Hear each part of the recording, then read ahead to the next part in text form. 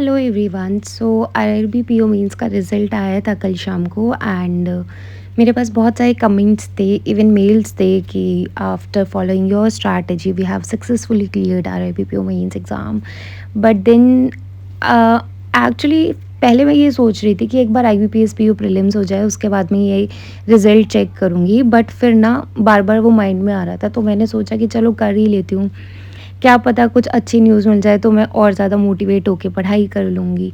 आप सब लोग बोलते हो कि मैं क्लैरिकल एग्ज़ाम के लिए क्यों नहीं अप्लाई करती हूँ या करती थी। इस साल तो मैंने करा है आईबीपीएस क्लर्क और वो क्लियर भी हो गया है एंड गाइस मैं उसका मेंस देने जाऊँगी। बट लास्ट ईयर तक मैंने कभी भी आरआरबी एग्ज़ाम नहीं दिया था, कोई क्लैरिकल लेवल का एग्ज़ाम नहीं दिया था एक्सेप्ट आईबीपीएस क्लर्क। तो आरआरबी एग्ज़ाम भी स्टेट कट ऑफ जाती है, वैकेंसीज़ कम होती है, हरियाणा में बहुत हाई कट ऑफ जाती है, बट स्टिल फॉर एक्सपीरियंस मैंने आरआरबी पीओ के लिए अप्लाई कर दिया था। तो आरआरबी पीओ प्रीलिम्स क्लियर हो गया लक के लिए, वो भी बहुत बड़ी बात थी क्योंकि क्वांट और रीजनिंग होती है, इंग्लिश होती नहीं है। तो प्री क्लियर हो गया था, जबकि कट ऑफ भी हाई ही गई थी, हरियाणा से हमेशा हाई जाती है, वैकेंसीज़ बहुत कम होती है और एस्पिरेंट्स यहाँ पर बहुत इंटेलिजेंट है। देन मेंस का एग्ज़ाम हुआ। मेंस में भी गाइस मैंने कंप्यूटर ना आरबीआई असिस्टेंट के लिए प्रिपेयर कर रखा था क्योंकि आरबीआई असिस्टेंट को लेकर मैं बहुत फोकस्ड हूँ। बट मेरा आरआरबी पीओ मेंस का एग्ज़ाम अच्छा हुआ था, बट ये उस टाइम पर मैं आईबीपीएस क्लर्क के लिए भी प्रिपेयर कर रही थी क्योंकि अगर दोनों एग्ज़ाम को कंपेयर करें तो आईबीपीएस क्लर्क मेरे लिए ज़्यादा इंपॉर्टेंट है। सो कल बहुत सारे कमेंट्स थे कि अपना रिज़ल्ट बता दो, तो मुझे ऐसा लग रहा था कि अगर मैं कोई एग्ज़ाम क्लियर करती हूँ तब मैं बताती हूँ, तो why not to face failure.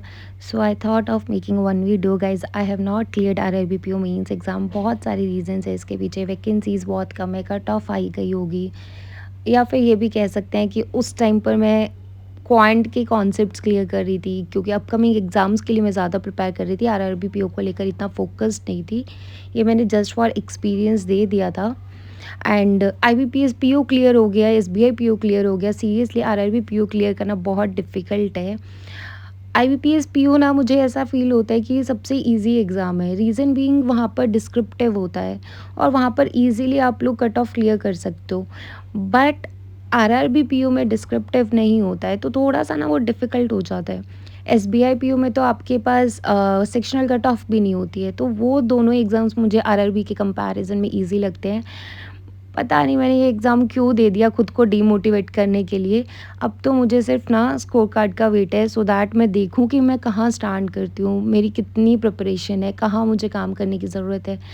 And मुझे ऐसा लग रहा है, पता नहीं क्यों, वो तो क्लियर होगा स्कोर कार्ड आने के बाद ही, कि मार्क्स मेरे अच्छे आए होंगे। May be state cut off की वजह से मेरा क्लियर नहीं हुआ है क्योंकि इतनी प्रिपरेशन तो थी कि अच्छे मार्क्स आए होंगे।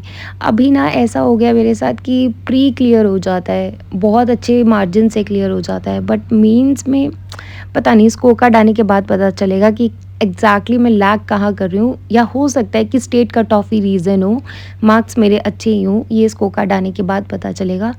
सो yes guys, this is what it is. I have not cleared RRB PO means exam, but yes I want give up now.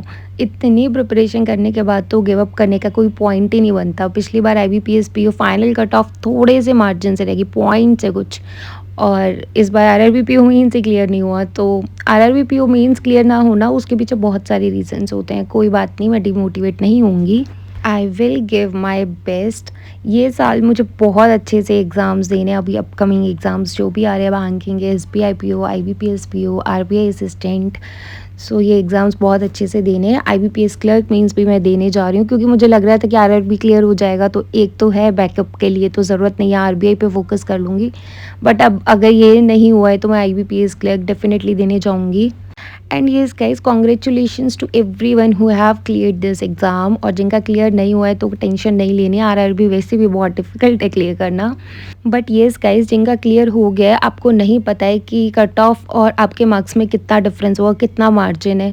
So guys, मैं अपने एक्सपीरियंस से बता रही हूँ। I B P S P O interview दिया था मैंने, I B P S P O mains clear करा था, तो मैंने भी ना उस टाइम पर मुझे भी आइडिया नहीं था कि कितना मार्जिन होगा कट ऑफ और मेरे मार्क्स में, तो मैंने इंटरव्यू पर बहुत फोकस करा था, तब जाके कुछ पॉइंट से सिलेक्शन रह गया था।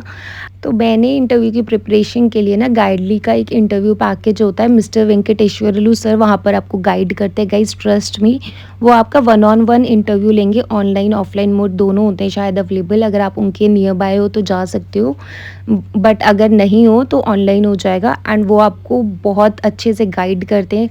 सबसे पहले तो नॉर्मल इंटरव्यू आपसे लेते हैं और उसके बाद वो बहुत अच्छे से आपको गाइड करेंगे वन ऑन वन, एंड आपको आपके वीक पॉइंट्स भी बताएंगे। सो गाइज़, आप अगर इंटरेस्टेड हो तो वो ले लेना। एंड आई थिंक अगर आप इतनी पास आ गए हो तो आपको वो ले ही लेना चाहिए, और इंटरव्यू के लिए बहुत अच्छे से प्रिपरेशन करना, वरना लास्ट में जाके ना बहुत दुख होता है।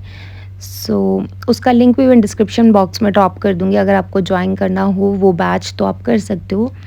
So yes guys, this was all about this video. जो लोग मुझे बहुत प्यार करते हैं वो लोग तो शायद नेगेटिव कमेंट्स नहीं करेंगे, बट जो लोग मुझे थोड़ा सा भी हेट करते हैं वो लोग करेंगे, but it's okay. I will accept all the comments. So yes guys, this was all about this video. Thank you so much. Bye bye and take care.